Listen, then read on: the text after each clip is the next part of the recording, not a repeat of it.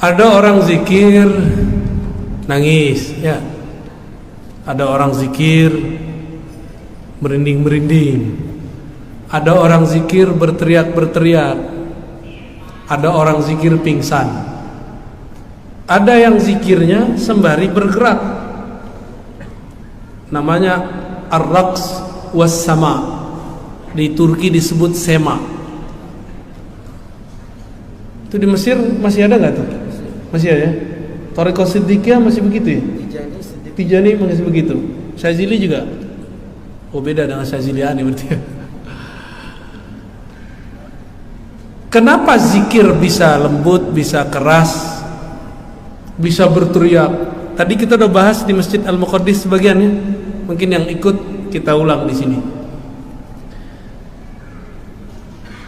Saya buat ilustrasi tadi.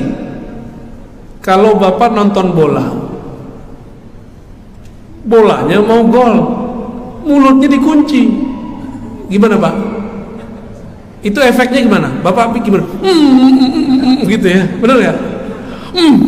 Gitu. Ada guru bilang ke muridnya, kalau zikir jangan berisik, mulut ditutup, lidah dilipat ke langit-langit. Tapi gurunya ngomong satu hal, si muridnya lupa. Lemah lembutkan badan. Si murid enggak, badan dikencang-kencangkan. Ketika dia zikir, coba Pak, lidah dikunci. Bapak mau baca ya Allah, gitu enggak?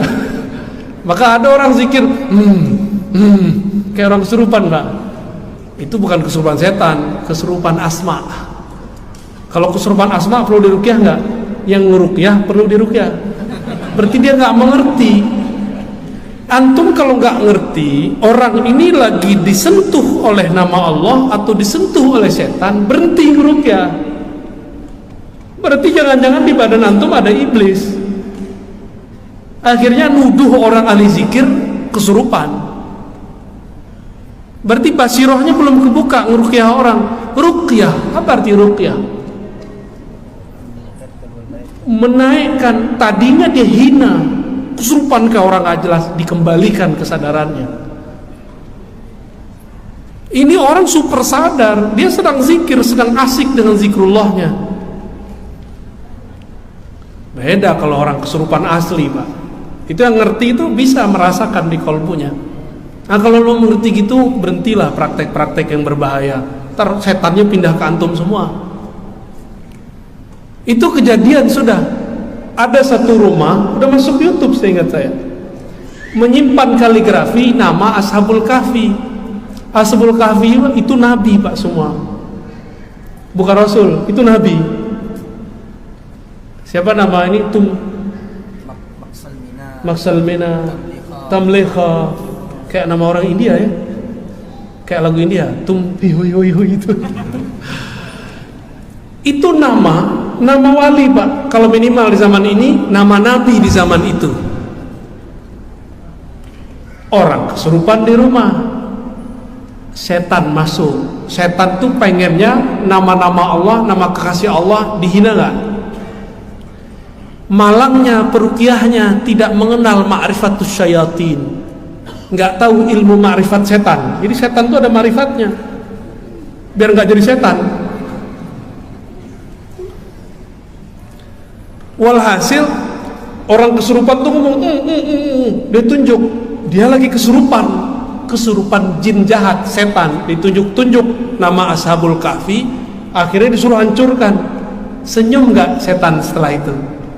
Senyum, diam dia, pura-pura. Itu dia bukan hilang, dia cuma sembunyi sebentar di balik pembuluh darah kita. Berhasil nggak dia menghina Allah dan Rasulnya? Itu nabi Pak, nama nabi, itu Mlikho itu.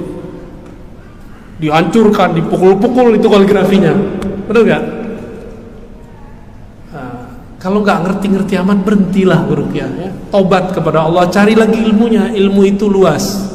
Di atas ruqyah yang antum tahu ada ruqyah lagi di atasnya. Rasulullah tuh meruqyah pakai sentuhan aja, keluar langsung. Bisa nggak ruqyah begitu? pada berhenti semua nih yang ruqyah ya. Nggak, jangan tutup kuliahnya. Jangan tutup, pelajari. Ya. Baik. Jadi orang-orang ini kolbunya agak sedikit girang, Pak. Karena dia girang, ekspresinya harus diungkapkan di lidah, keluarlah teriakan. Ada yang bisa menyalurkan di badannya, bergerak dia, namanya roks. Itulah Jalaluddin Ar-Rumi. Ketika kolbunya girang menyebut nama Allah, badannya berputar-putar menari. Tarian itu indah atau tidak? Kenapa tari itu menjadi budaya? Karena dia indah. Udah pernah lihat Whirling Darwish Rumi belum? Indah gak? Indah sekali itu, muter, kuat itu. Sembari dia berputar, dia berkalam-kalam, kalam-kalam yang indah. Dicatatlah, jadilah Masnawi Imam Rumi. Ada yang gak sanggup, nangis, lewat air mata keluarnya. Ada yang gak keluar air mata, keluarnya lewat paha, gerak-gerak pahanya ya. Kalau suraunya surau kayu, udah gempa-gempa separuh, Pak. Ada yang tidak sanggup lagi, tubuhnya tidak sanggup, terjadilah pingsan. Itu disebut fana. Jadi itu gak ada masalah, Pak, gak usah khawatir ya. Udah ada ulama kok yang jelasinnya. Dan itu bukan ritual Syiah. Itu hanya salah satu seni dalam berzikir. Tapi saya memilih tidak itu ya. Cuma tidak melarangnya, karena ada ulama yang membolehkannya. Imam Ghazali memberikan syarat. Imam Izzuddin bin Salam pun memberikan syarat. Nah, syarat-syaratnya kita kaji dengan waktu ya, insya Allah. Ada pertanyaan? Apa beda istighfar sama taubat? Istighfar itu minta supaya Allah mengampuni. Ampun itu bahasanya belum paham kali ya. Ghafara itu artinya ditutup, menutup. Minta supaya Allah mentipek dosa kita, itu namanya istighfar. Maka ghafara bermakna satara. Allah maghfir lana sama artinya Allah masturna. Di dalam Dalailul Khairat ada satu doa, Allah masturna bisitrikal jamil. Ya Allah, tutuplah aib kami dengan keindahan sifatmu. Itu minta istighfar namanya. Apa bedanya dengan tobat? Kalau tobat itu ada penyesalan. Setelah mengaku salah dalam istighfar, lalu menyesalinya dalam tobat, maka at-taubah an-nadam. Tobat itu ada penyesalan. Orang kalau nyesel nangis gak? Jadi antum kalau tobat belum bisa matanya berkaca-kaca, berarti tobatnya belum sungguh-sungguh. Minimal berkaca-kaca kalau nggak bisa nangis. Minimal hatinya bergemuruh kalau tidak bisa menangis. Itu berarti sudah tobatnya sudah shadiq. Taubat nasuha. Taubat nasuha bukan sekali seumur hidup. Taubat nasuha bahkan berkali-kali dalam sehari. Itu yang disebut nasuha. Mohon maaf nih para ustadz. Jadi tobat sambalado itulah tobat nasuha. Doyan tobat, bukan doyan maksiat. Tapi syaitan bisikan, udah nanti aja kalau udah tua. Bapak ngerasa tua nggak, Pak? Enggak kan? Pasti nggak ngerasa tua. Padahal lebih tua dari Anda kan. Satu kali guru saya Abuya Nu'man Bashir ngajak murid-muridnya yang sudah berumur 70-80 belajar zikir, talqin zikir. Apa kata muridnya? Buya, nanti sajalah kalaulah tua.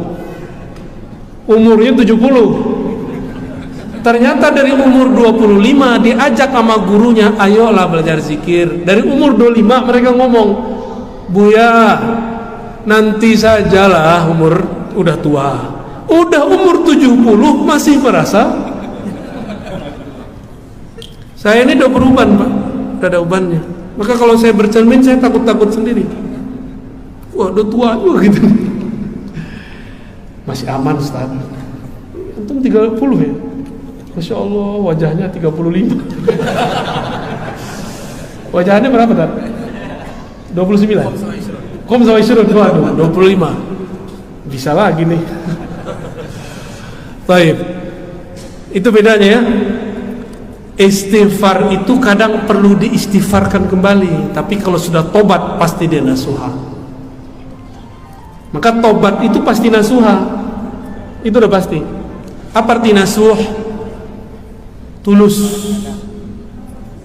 Tobat yang tulus.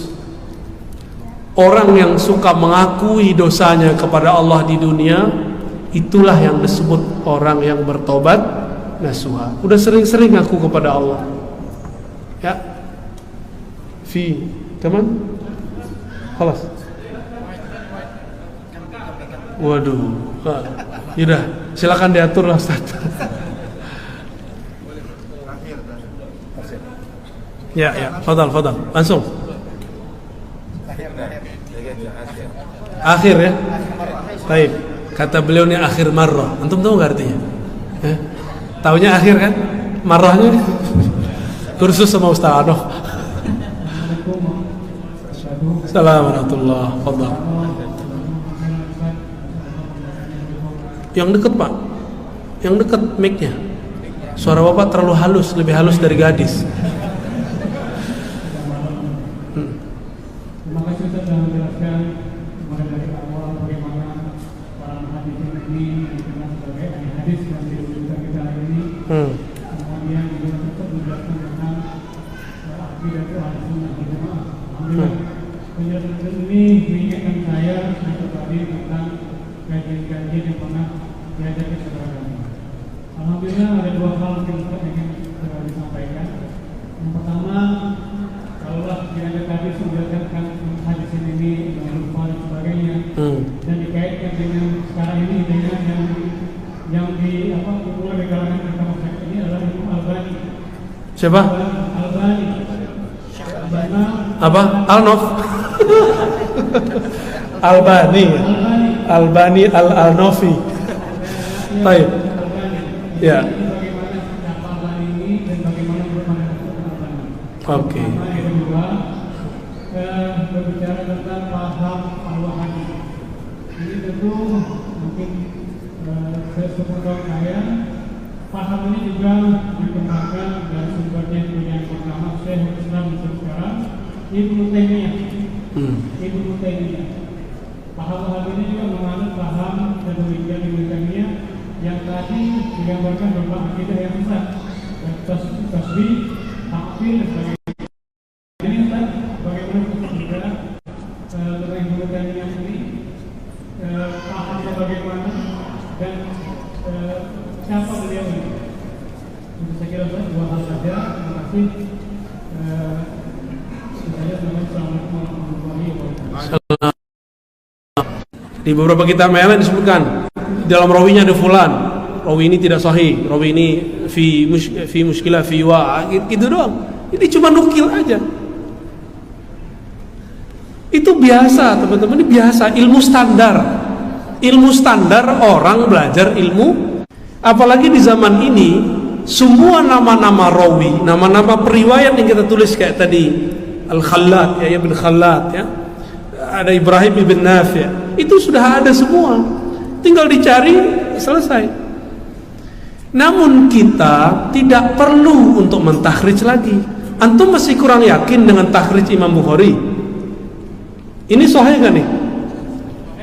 Kalau berbeda Albani dengan Al-Bukhari, ikut siapa? Serius? Kalau ada orang berani mendhaifkan hadis dalam Sahih Bukhari, bermasalah nggak orang itu? Serius? Serius? Albani mendhaifkan 2 hadis di Sahih Bukhari, bermasalah nggak? Tuh, kena racun antum kan? Guru kami Dr. Badi Said Al-Laham, murid Syekh Nuruddin Itir, mengatakan dalam disertasinya, seandainya saja Albani, termasuk Sidi Ahmad Ghumari, Abdullah Ghumari disebut, seandainya Ghumariyin dan Albani wara' menahan diri untuk tidak mengkritisi Sahih Bukhari, nama mereka akan disanjung-sanjung di alam semesta, akan disanjung-sanjung oleh peneliti-peneliti hadis. Cuma sayang, nafsu meneliti kadang lebih besar daripada kearifan. Syekh Albani pun bernafsu mendhaifkan 2 hadis di Sahih Bukhari. Itu hadisnya dahsyat lagi ya. Nantilah ada waktu, nanti ingetin saya Ustaz, hadis Bukhari yang didhaifkan oleh Syekh Albani. Nanti kita teliti, kita takhrij hadisnya. Di mana kekeliruan Syekh Albani, di mana tertipunya Syekh Albani. Kira-kira yang tertipu Al-Bukhari atau Albani? Serius? Yakin? Masa Al-Bukhari ketipu, ya enggak? Albani gurunya nggak nyampe 10. Itu kalau di kitabnya ada salah satu orang yang nulis tentang terjemah Albani, gurunya cuma sebutkan 3, ditambah guru ijazah 1, 5 lah ya sama bapaknya. 5 lawan ini punya guru 1.700, gimana? Tapi kita nggak boleh benci Albani, ya. Kita jadikan saja Albani ini sebagai motivasi supaya ngaji hadisnya lebih benar, ya. Gitu aja Pak ya. Maka saya sangat apresiasi ada kajian hadis Sahih Bukhari, Sunanul Mus. Ada gesek-gesek dikit, udahlah dibuanglah itu, ngaji hadis saja Pak. Kalau disebut nama Rasul masih mau tengkar. Mau diakui jadi umat Muhammad nggak? Sallallahu alaihi wasallam. Ya ini kita kan banyak benderanya tuh macam-macam lambangnya di belakang kepala antum Tat. Gesek-gesek dikit udah lupain, disebut nama Rasulullah, hilangkan semua ego kita, ya. Nggak disebut-sebut lambangnya, udahlah biarin aja sih. Di akhir zaman ini ego orang pada tinggi. Berhasil melewati itu, antum akan menjadi pejuang-pejuang yang sebenarnya, ya. Terus yang kedua tadi Syekh Ibnu Taimiyah. Kajian tentang Ibnu Taimiyah sudah banyak saya kaji. Setiap kepat baru itu prioritin mulu sama Al-Nofi Albani. Ya, silakan dilihat lagi Pak. Pendek cerita, Syekh Ibnu Taimiyah bukanlah ulama salaf, dia ulama khalaf. Apa arti khalaf? Ulama yang ada setelah masa salaf. Tahun berapa wafatnya? 728. Tadi saya nanya kepada para asatis, Ustaz, Syekh Ibnu Taimiyah itu dianggap keliru oleh ulama 4 mazhab di zamannya. Kira-kira mereka waras, bodoh atau pintar? Ulamanya. Ulama yang mengatakan Ibnu Taimiyah ente keliru, mereka waras nggak? Mereka bodoh atau alim?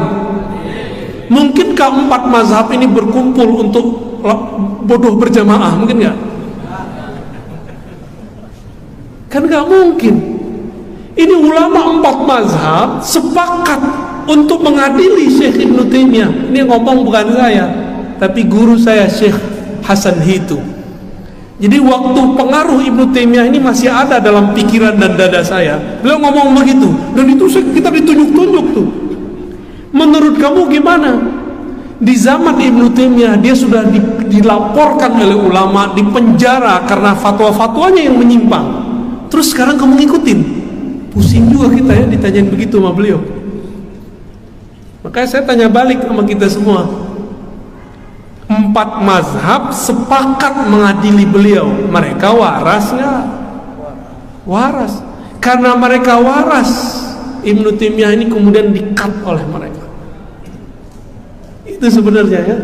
Tapi di akhir hayat alhamdulillah Ibnu Taimiyah husnul khatimah, karena beliau tidak dipertemukan lagi dengan murid-muridnya, tidak diizinkan lagi nulis. Karena kalau masih nulis, itu fatwa-fatwa anehnya keluar lagi. Akhirnya beliau wiridan. Ingat dulu pesan-pesan Imam Ahmad ibn Athaillah Skandari. Akhirnya beliau di akhir hayatnya menjadi sufi dan dikuburkan di maqbarah sufiyah. Dan dia mengatakan jannati fi sadri. Apa arti jannati fi sadri? Surgaku di dalam dadaku. Enggak, coba antum buka ladanya, ada surga enggak di situ? Surga di mana? Inda sidratil muntaha. Kan begitu kan di Quran? Surga itu ada di sampingnya, di sekitar Sidratul Muntaha. Sekarang Ibnu Taimiyah bilang jannati fi sadri, surgaku di dalam dadaku. Ini sufi gak dia ngomong begini?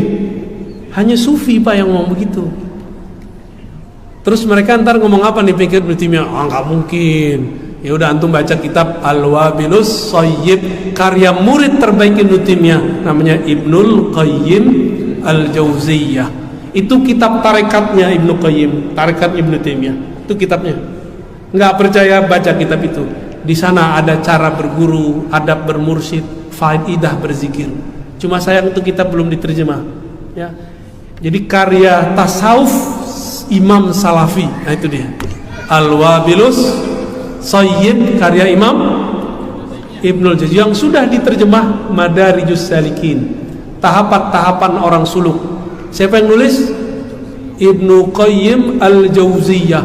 Berarti di akhir hayatnya para imam salafi ini mereka menjadi sufi. Di kitab Madarij itu ada pujian-pujian terhadap tasawuf. Terus mereka sekarang ngomong apa? La taqra hadhil kutub. Jangan baca kitab ini. Begitu ngomongnya. Giliran gak cocok sama nafsunya dibilang. Jangankan itu, ini terakhir tentang Syekh Albani. Syekh Albani itu mentakhrij, menilai hadis tidak hanya dengan keilmuan, terkadang pakai nafsu. Apa buktinya? Ada hadis di Abu Dawud, ada hadis di Tirmizi, ada hadis di Ahmad. Hadisnya sama. Sayyiduna Abdullah bin Amr itu menuliskan nama Allah yang kemudian dijadikan jimat atau rajah untuk anaknya. Pernah nonton film Si Pitung nggak teman-teman dulu? Itu ada jimat nggak?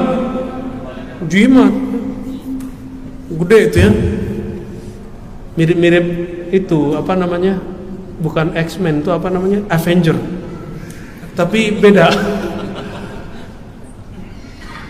Abdullah bin Amr menuliskan a'udzu bikalimatillahi tammat min syarri ma khalaq. Terus ada lafaz tambahannya, min ghadabi bla bla bla bla. Ditulis, dikalungkan ke anaknya yang belum bisa baca tulis, belum bisa membaca. Syirik nggak? Sahabat loh. Halo. Itu namanya apa bahasa kitanya? Jimat. Maka jimat itu bukan masalah kalung mengalungkannya, tapi yang ditulis apa? Apa yang ditulis itulah halal haramnya. Jangan jimat langsung haram. So ahli tauhid ente ya. Benerin dulu tauhidnya. Kalau masih meyakini nasi yang mengenyangkan, oh itu lebih bahaya dari jimat tuh. Masih yakin propolis yang menyembuhkan dari, oh itu bahaya itu. Tapi ngambil asbab dengan obat itu baru boleh ya. Apa kata Syekh Albani? Ini beraninya dia kepada Rasulullah, beraninya dia kepada ulama-ulama pengabdi khidmah ke Rasulullah. Ini yang meriwayatkan Imam siapa? Abu Dawud, Tirmizi, Ahmad. Imam Tirmizi bilang ini hadis sahih, hasan sahih. Antum bisa bayangin dokter hadis ini nyebut Imam Tirmizi langsung keluar sahihnya ya. Apa kata Syekh Albani? Separuh yang awal sahih, separuh belakang nggak sahih. Separuh awal kalimat a'udzu bikalimatillahi tammat sahih. Tapi kalau Ibnu Amr nulis dikalungkan nggak sahih. Padahal sanadnya sama, lafaznya satu. Bahasanya apa Ustaz? Tanaqud, kontradiktif. Bahkan dalam dirinya sendiri kontradiktif. Itu kaidah dari mana cara mentakhrij begitu? Nih saya pertanyaan. Kalau berbeda murid Bukhari namanya Tirmizi dengan Albani, ikut siapa? Tirmizi lah ya. Imam Tirmizi bilang sahih, Albani bilang separuh sahih, separuh nggak sahih. Antum ikut siapa? Siapa yang ikut hawa nafsu? Maka benarlah masyayikh Syam, ulama Syam berkata, Albani idza ajabahu sahhah. Kalau dia takjub dia sahihkan. Wa iza lam yu'jibhu dha'afah. Kalau dia nggak takjub, dhaif. Tuh dia nggak takjub sama lafaz ini. Bahkan satu lafaz Kalau ngikutin kaidah ilmu hadis, sanadnya sahih, lafaznya tidak bermasalah. Kenapa dia bagi-bagi separuh? Karena hawa nafsu mazhabiyah. Jadi mazhab ini ada nafsunya. Maka pesan saya terakhir malam ini, sebelum kita tutup kajian, tolong bermanhaj Ahlussunnah bukan dengan ambisi, bukan dengan emosi. Berakidahlah dengan hati. Ya. Maka kalau berakidah dengan hati, maka muncullah rahmah. Jadi jangan pernah benci Salafi, jangan pernah benci Ibnu Taimiyah. Kritik boleh, tapi benci jangan. Bisa bedakan? Ya, walaupun mereka bilang mengkritik mereka disebut fitnah, itu bahasa dia. Ya, biarin aja. Kita nggak usah tanggapi banyak-banyak. Irhamu man fil ard, yarhamukum man fis sama. Sayangi makhluk di bumi, maka yang di langit malaikat pasti sayang kamu. Malaikat tidak mungkin sayang kecuali Rabbul Arsyil Azim menyayanginya. Allah Ta'ala yang istawa alal arsh akan menyayanginya. Semoga yang hadir malam ini mendapatkan percikan kasih sayang Allah SWT. Allahumma bihaqqi Sayyidina Muhammad. Ya Allah, dengan cinta kami, dengan iman kami yang tidak sempurna ini, ya Allah, tolong sempurnakan ya Allah. Maka rahmatilah kami dengan berkah Nabi Muhammad SAW. Allahumma bihaqqi sunanikal Mustafa. Ya Allah, dengan sunnah-sunnah Nabi Engkau yang terpilih, maka pilihlah kami menjadi pujuang-pujuang Ahlus Sunnah wal Jamaah. Ya Allah, ya Rahman, ya Rahim, akhrij min qulubina asyirk. Ya Allah, buang, bersihkan kalbu kami daripada syirik, bersihkan kalbu kami daripada hasad, bersihkan kalbu kami daripada iri dengki, bersihkan kalbu kami daripada su'uzan, bersihkan kalbu kami dari semua penyakit kalbu, terutama lalai kepada Engkau. Allahumma salli ala Sayyidina Muhammad. Sama-sama baca, Allahumma salli ala Sayyidina Muhammad. Ya Allah, sampaikan salam rindu kami, salam cinta kami kepada baginda Nabi Muhammad sallallahu alaihi wasallam. Ya Allah, sampaikan salam maaf kami. Kami umatnya tapi tidak serius mengikutinya. Kami umatnya tapi tidak sungguh-sungguh ittiba mengikuti ajarannya. Tapi tetapkanlah kami ya Allah berjuang di jalan Nabi-Mu ya Allah, mati dalam husnul khatimah. Rabbana atina fid dunya hasanah wa fil akhirati hasanah wa qina adzabannar. Wa sallallahu ala sayyidina wa maulana Muhammad wa ala alihi wa ashabihi wa li baitihi wa dzurriyyatihi ajma'in. Walhamdulillahi rabbil alamin. Subhanakallahumma wa bihamdika asyhadu an la ilaha illa anta astaghfiruka wa atubu ilaik. Assalamualaikum warahmatullahi wabarakatuh.